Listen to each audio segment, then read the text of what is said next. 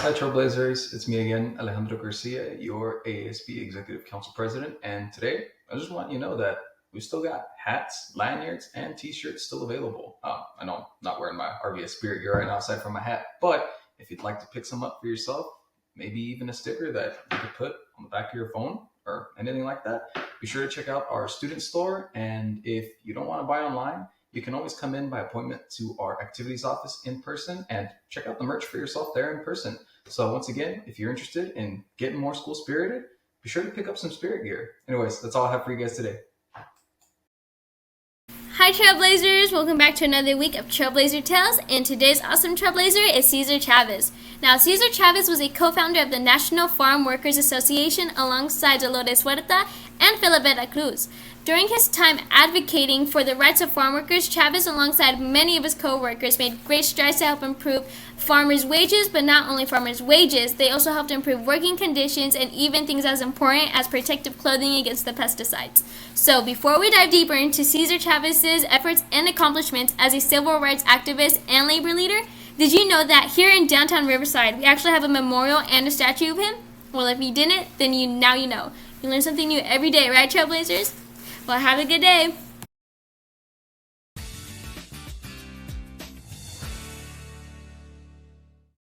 Cesar Estrada Chavez, an American civil rights activist and labor leader, was born in Yuma, Arizona on March 31, 1927. The Chavez family lost their Arizona homestead in the Great Depression and in the late 1930s moved to Northern California. Cesar and his family became migrant farm workers thrust into the industrialized agriculture of California. Cesar dropped out of school after the 8th grade to help support his family by working in the fields. Cesar joined the Navy right after World War II, and he saw places he never would have seen, so it did open his eyes up to the world very much. After the Navy, Chavez returned to the fields and became a grassroots organizer for a Latino civil rights group. He then left the group and formed the National Farm Workers Association, now known as the United Farm Workers of America, with the goal of unionizing farm workers. Cesar believed that the movement he founded had to be more than just a union that was solely concerned with improving wages, hours, and working conditions, although the UFW certainly did that. But it also needed to address the crippling dilemmas that farm workers face in the community after they came home from work.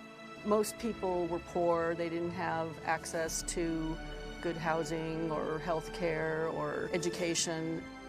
Chavez was adamant that his new union follow a strict policy of using only nonviolent tactics as a means of negotiation.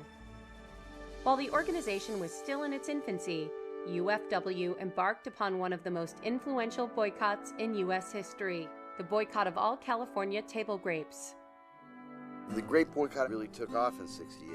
Cesar had studied history. He knew that for 100 years, farm worker strikes were brutally crushed, and that the agricultural industry, which in California is one of the richest, most powerful industries in the state, controlled much of rural California. So what Cesar needed to do was take the fight from the fields, where the odds were stacked against the farm workers, and move it to the cities, where the farm workers at least had a chance.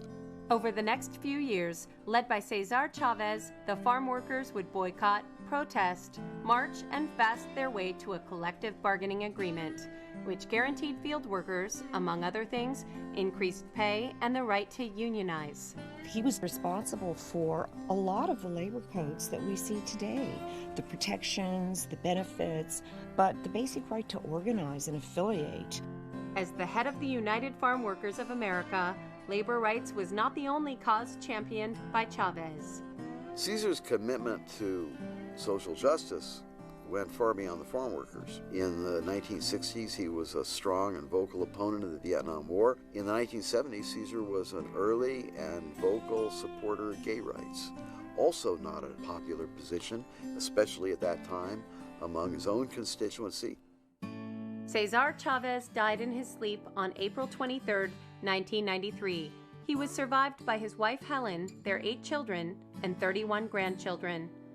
In 1994, he was posthumously awarded the Presidential Medal of Freedom by President Bill Clinton. In 1975, there was a reporter with a national news magazine following Caesar around for several days, rallies, marches, picket lines. And in an interview, she asked him what accounts for all the affection and respect that farm workers show you in public. And Caesar paused for a moment, and then he smiled his easy smile, and he said, "The feeling is mutual."